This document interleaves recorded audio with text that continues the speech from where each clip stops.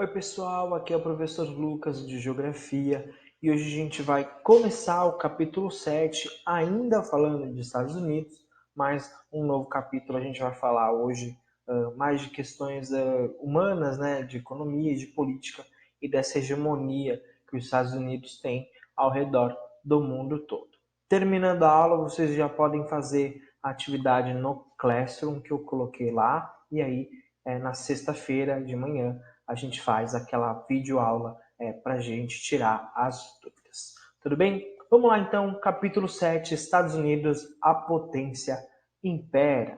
A gente vai ver aqui algumas características humanas, sociais dos Estados Unidos. Então, os Estados Unidos ele tem uma organização político-administrativa que é o federalismo. O federalismo é a reunião de vários estados para formar um país. A gente viu que são 50 estados aí que formam os Estados Unidos, junto com o Alasca, que está mais aqui ao norte, e também o Havaí, que já está lá no Trópico de Câncer. Cada estado nos Estados Unidos vai conservar certa autonomia, podendo ter as próprias leis. Então, existem estados dos Estados Unidos, por exemplo, a Califórnia, existem leis na Califórnia que não existem em Nova York, porque os estados ele têm certa autonomia legislativa para criar as suas próprias leis. Mas a soberania do Estado, a soberania do país, pertence ao governo federal, pertence ao governo dos Estados Unidos da América. Tá? Algumas características, então, dessa organização federalista. Então, existe uma junção de todos os estados em torno de um interesse único, a formação de um país. A União, os estados propõem leis que podem ser pertinentes ao federal, que podem ser pertinentes ao governo norte-americano. Todos os estados devem ter um poder legislativo, um poder judiciário e um poder executivo. Legislativo quer dizer a Câmara, a Câmara dos Deputados, os senadores, são os políticos que fazem as leis. Poder judiciário tem a ver com os tribunais de justiça.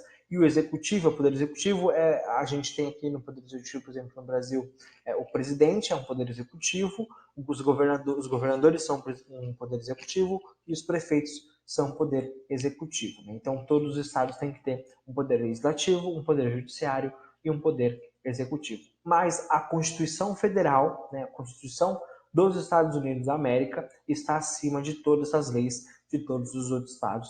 Então essa é uma organização aí política administrativa dos Estados Unidos. Tudo bem? Os estados têm certa autonomia, mas a Constituição Federal tem poder, está acima de todas as leis dos outros estados.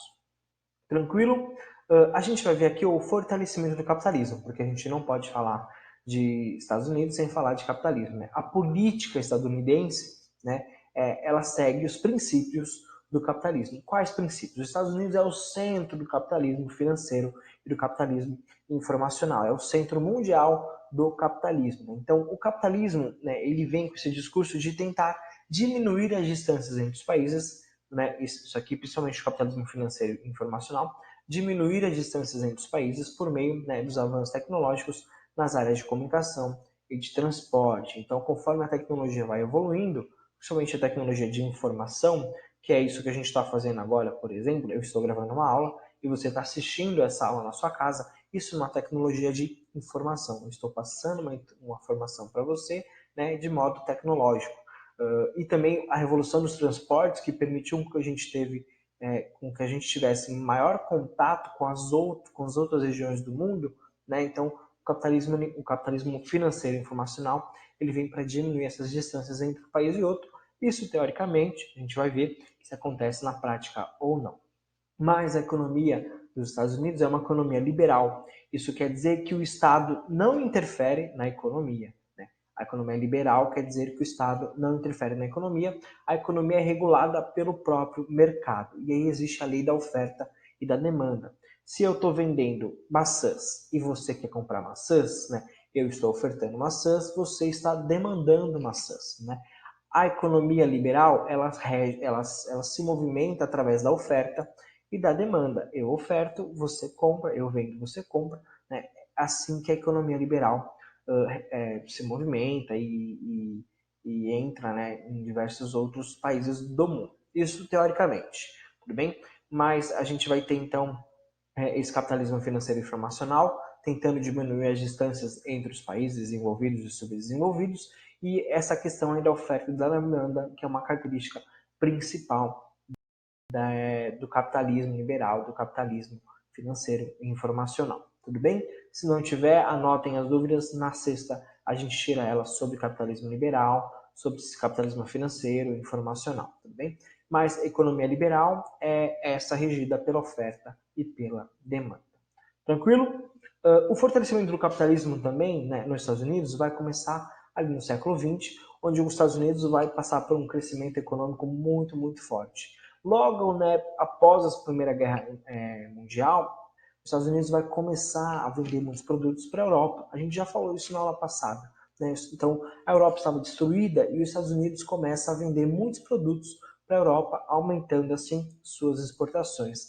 Nesse período ali, período pós-Segunda Guerra Mundial, 1920, vai nascer um modo de vida americano, né? Que é justamente esse modo de vida de consumo exacerbado, né, como mostra a imagem aí, que vai se espalhar ao redor do mundo. Essa propaganda vai fazer com que vários produtos americanos sejam conhecidos no resto do mundo. Exemplo, a gente tem, acho, o maior exemplo de todos, a Coca-Cola. Né? A Coca-Cola nasce nessa época e o mundo todo hoje conhece a Coca-Cola por causa desse modo de vida americano. Tomar refrigerante, Coca-Cola é um estilo de vida norte-americano. Tranquilo? E aí vem a crise de 1929. Né? Então, em 1929, o estímulo ao consumo era muito alto. Ou seja, todo mundo consumia, todo mundo estava trabalhando, todo mundo estava comprando, todo mundo estava vendendo. E os Estados Unidos, né, a produção norte-americana dos Estados Unidos estava a todo vapor. E isso só fez com que as expectativas crescessem. Então, existia muita expectativa que a economia norte-americana pudesse crescer mais. Entretanto, nesse período, a Europa já estava começando a se recuperar da Primeira Guerra Mundial. Isso fez com que a dívida no mercado interno norte-americano crescesse. A dívida no mercado quer dizer que as pessoas emprestam dinheiro para o governo norte-americano. Né? Então, eu faço um investimento, eu compro títulos da dívida do governo norte-americano, né? E esse dinheiro que eu estou investindo, o governo vai usar esse dinheiro para criar, né, para investimentos. Né? Isso quer dizer que a dívida estava crescendo, muita gente estava comprando títulos do governo e o governo não tinha como pagar. Isso também fez com que houvesse uma queda no consumo, consequentemente, uma queda nos preços dos produtos. E aí, em 24 de outubro de 1929, né, contra essa expectativa de crescimento, houve a queda, né, das ações da Bolsa de Nova York, e isso vai desencadear uma crise mundial. Se não tem consumo, se os preços estão baratos, né, a indústria e o comércio não vão mais produzir, não vão mais ofertar tantos serviços assim. Então, as indústrias do comércio estavam esperando o consumo alto, lembra, grandes expectativas, mas com a crise isso não aconteceu. Na verdade, com a crise a produção teve que dar uma baixada, né, para depois voltar a crescer. A crise de 29 ela vai atingir basicamente o mundo todo, né? Inclusive o Brasil, tudo bem? Mas para passar pela crise, o governo dos Estados Unidos vai investir em alguns projetos de reconstrução econômica. Né? E é um tipo de investimento que vai contra o liberalismo. Lembra? O liberalismo, né? A economia liberal, ela não quer o Estado intervindo na economia. A economia ela é regida pela oferta e pela demanda. Mas, para sair da crise, o governo norte-americano teve que investir sim na economia, principalmente com construção e reformas de prédios, de praças públicas e construção de estradas. Então, o governo norte-americano criou vários programas para incentivar a geração de empregos e para incentivar a geração de renda. Esse projeto, né, foi chamado de New Deal, ou Novo Acordo. Né? O New Deal vai romper, como eu disse, essa lógica, né, liberal, e ele vai inaugurar uma nova lógica política econômica que é chamada de keynesianismo. O keynesianismo é um tipo de capitalismo, né? Mas ele vai dizer que em alguns momentos o Estado tem que sim intervir na economia para até poder regular essas diferenças que existem nos períodos históricos. Né? O cara que implementou esse projeto foi o presidente Franklin Roosevelt, né, que ficou de 33 a 45, ele que vai implementar o New Deal, e assim os Estados Unidos vai sair dessa crise. Tudo bem com o New Deal? O New Deal é o grande acordo, um grande programa de investimentos para os Estados Unidos sair da crise, lembrando que vai romper com a lógica liberal e vai entrar aí o keynesianismo, ou seja, vai entrar a intervenção do Estado na economia.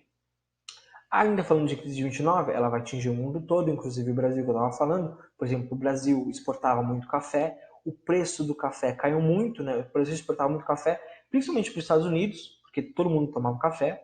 E aí, como nos Estados Unidos ninguém estava mais comprando café, o preço do café cai, a gente não consegue mais exportar. Inclusive, nessa época, o Getúlio Vargas manda queimar as reservas de café, né, para a gente não ter tantos prejuízos. Acho que vocês já devem ter visto isso com o Rafael em História, né? E a crise ela vai provocar a falência de vários bancos ao redor do mundo, vai provocar corte de investimentos, demissões em massa, né? Foi uma época de muito desemprego e também um enfraquecimento do comércio, tá? Somente os países socialistas, União Soviética, Cuba, China, Vietnã, que vão escapar da crise, porque esses países socialistas eles eram fechados, as suas economias eram fechadas, eles não comercializavam com os outros países, então eles acabam fugindo dessa crise por causa da economia fechada, né? Fechada para o próprio capitalismo. Tranquilo? E aí, no final, após a Segunda Guerra Mundial, os Estados Unidos vai passar por um outro grande crescimento econômico, né? De novo, a Europa destruída, de novo, os Estados Unidos vai começar a vender muitos produtos para a Europa, inclusive os Estados Unidos vai criar um plano Marshall. O plano Marshall é um plano de ajuda econômica para a reconstrução da Europa, né? O For European Recovery, ou seja, um plano de ajuda econômica para a Europa se reconstruir. E esse plano ele vai colocar muitas empresas norte-americanas dentro da Europa. Muitos bancos, né, estadunidenses foram para a Europa e ofertaram investimentos no setor industrial, principalmente dos países europeus. Com isso, a Europa também vai começar a comprar mais produtos dos Estados Unidos novamente. E aí essas empresas norte-americanas que foram para a Europa vão ser principalmente as indústrias de plástico. O plástico era um produto novo no mercado, todo mundo estava usando plástico. Muitos armamentos eletrônicos, armamentos mesmo de armas, né, a questão militar, por causa da guerra, então os países começam a se armar mais, e também no setor aeronáutico, né, por causa dos aviões usados na Segunda Guerra Mundial, vão começar agora a ser usados, né, nos serviços normal, ou seja, as viagens de aviões entre um país e outro vão começar a ser normais, né? Na verdade, vai começar. Nessa época, a gente vai ter essas viagens de um continente para o outro através dos aviões. Então, muitas empresas vão para os Estados Unidos, muitas empresas dos Estados Unidos vão para a Europa.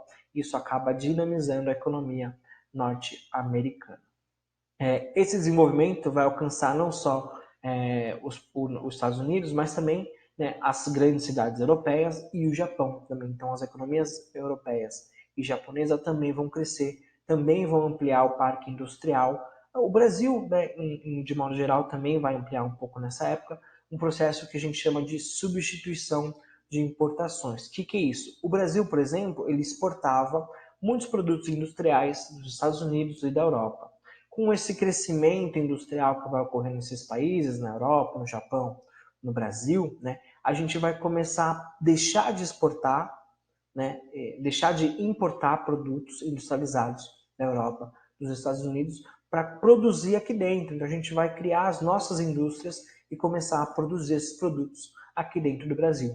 Esse é o processo chamado de substituição de importações. Então o setor industrial brasileiro vai começar a crescer, assim como o japonês e o dos outros países da Europa. Os Estados Unidos, com isso, eles vão se consolidar como a maior economia industrial do mundo, né?